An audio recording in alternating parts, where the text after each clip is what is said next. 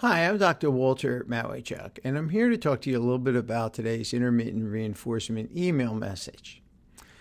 It occurred to me that, in a way, there's a pandemic of sorts, which involves a failure to be assertive, to accept ourselves, and to live shamelessly.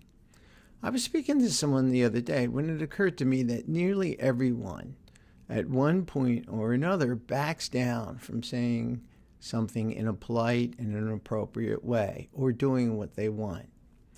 I think that we fail to teach people as youngsters to assert themselves. We more or less tell them to be assertive and to ask for what they want, but we generally don't explicitly teach them how to think, feel, and behave in a way that allows them to advocate for what they want. I also believe that this failure to formally educate children in emotional skills and behavioral skills may very well contribute to emotional disorders that occur later in life, whereby people present in my office with anger, anxiety, and depression. Very often, people will resent not having spoken up. They're angry at themselves because they haven't asserted themselves, even if they're aware that having asserted themselves might not have gotten what they wanted. When we ask or assert ourselves, when we ask for what we want and inform the other party what we want, they may very well not do what we want. So assertiveness doesn't guarantee that you'll get what you want, but it certainly can increase the probability of getting what you want. My goal in today's intermittent reinforcement email message is to talk to you a little bit about how you can change this self-defeating pattern, because I think it's widespread. I think that all people, even the most assertive sometimes, may backslide into self-defeating conformity. The steps involve first acknowledging that we make choices all day long. These choices may happen out of awareness, but we choose to go along, to be influenced, rather than to stop and respond in a way that is in our best interest. Once we acknowledge that this is a choice and that we're responsible for either making that choice or leveraging the choice that's available to us, we've taken the first step in changing how we automatically react, if we're automatically reacting in a self-defeating way. Now, the second step involves recognizing that even if you have not been shown how to be assertive, it doesn't mean that you can't learn as an adult to do this. You need to seek good guidance in how to think and act in a way that is in your best interest and enables you to advocate for what you want. Now, not every therapist is just going to teach you these skills, so you really need to find somebody who knows how to help you think and behave in a different way.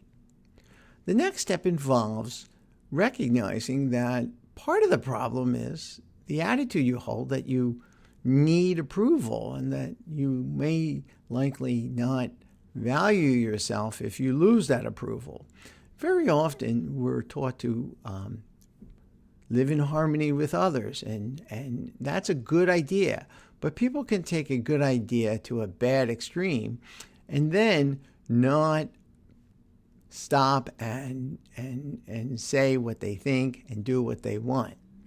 So they sometimes link their self-acceptance to the approval that they're able to gather from others, and they become somewhat addicted to approval. This can be very self-defeating, and so the way out of this self-defeating conformity and passivity is to begin to learn how to accept yourself unconditionally, with or without the approval of other people. You certainly have the right to do that, and you do not need their approval. It's not like oxygen. You may want it, and that's healthy, because that'll motivate you to live harmoniously with them and find a middle ground. However, when you need approval, then you will hold yourself back in many social situations, and you may actually allow your rights to be tread on. Now, The other thing you need to understand is that there's an element of discomfort involved in asserting yourself, particularly if you have not done this very much in your life. And so you're going to have to work on what we call your discomfort disturbance. That is your ability to tolerate the awkward moment, as one of my clients used to call it, when you tell somebody what you think and what you feel and what you want. That awkward moment is challenging, but it is bearable, and many people will be unaware of the attitude they have, which is no, they can't bear that awkward moment, or they can't bear that awkward conversation, or they can't bear the feelings that come over them when they assert themselves.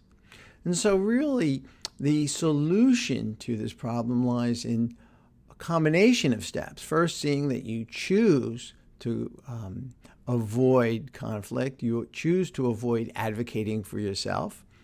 2, you then have, in all probability, conditional acceptance, where you accept yourself when and if you see yourself as performing well, or if you see yourself as having the approval of other people. Unconditional self-acceptance liberates us to be able to assert ourselves with others.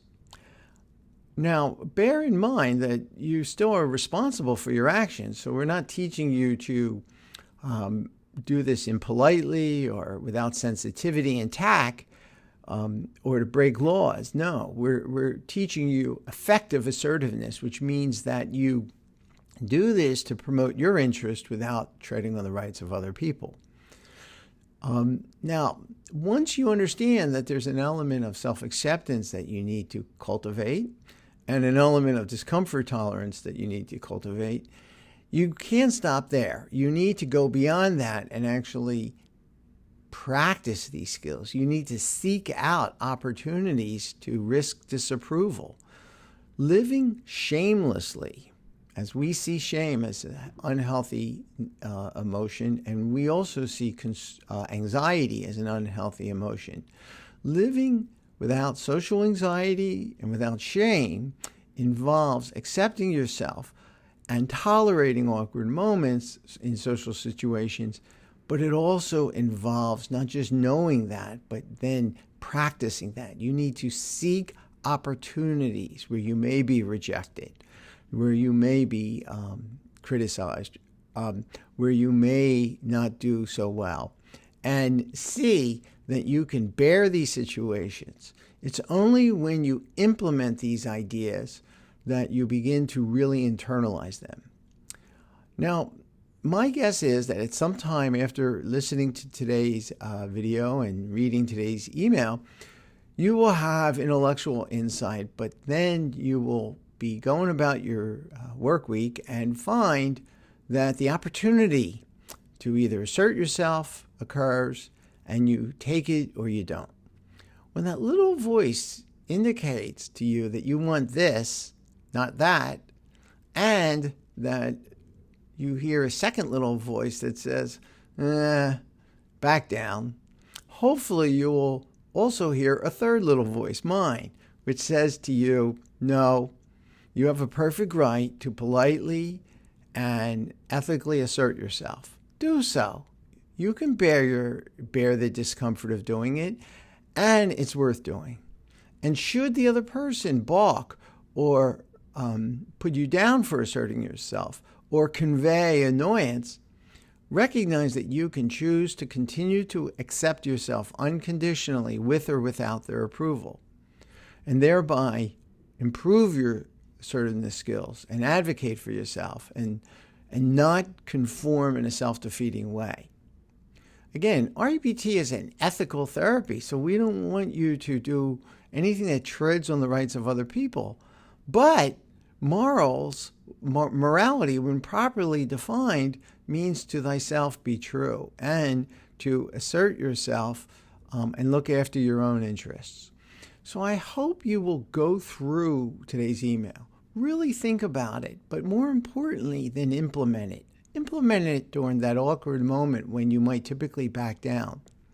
My guess is that even if your assertiveness does not produce the desired result in the other party, you're going to feel good about having said your piece, spoken up for yourself, advocated for yourself. And you'll feel really good when you do this more consistently and you get better at it. Again, it's not doing this in an aggressive way. Some people will get angry to overcome anxiety that comes over them so that they can then defend their territory. We're not asking you to go to that extreme. We want you to assert yourself with a certain poise, a certain amount of calm, and a certain firmness. So you'll have ample opportunity to do this in all domains of your life, at home, at work, with colleagues, with strangers, in a store, in a restaurant, in a taxi cab. Look for the opportunity to speak to the other person as if they're someone you know that you can comfortably speak with. See them not as an alien, but as another person who you have much in common with, and you have a perfect right to talk to as an equal, not as a subordinate. I would also remind you that every Saturday I do a demonstration of the REBT ideas with a volunteer who discusses a real problem. And this is a good way of learning some of these ideas and seeing how they could be applied not only to advocating for yourself and how to tolerate people and deal with them more effectively, but with other problems as well. It's free to attend, but you need the link. So you need to write to me at rebtdoctor@gmail.com. That's rebtdoctor, doctor.com. rebtdoctor@gmail.com. Write to me, ask for the link, and you will be able to attend. It's every Saturday at 9 a.m. Eastern. I'm in Philadelphia, so that's 2 p.m. in the UK, 5:30 in 4 p.m. in Bucharest, 5:30 in India, and 10:30 in Japan. We have a worldwide audience. It's a great way to see how REBT can apply across cultures to many different problems. I hope you attend, but more importantly, I hope you remember the lesson of today's intermittent reinforcement and begin to act upon it and practice enlightened self-interest.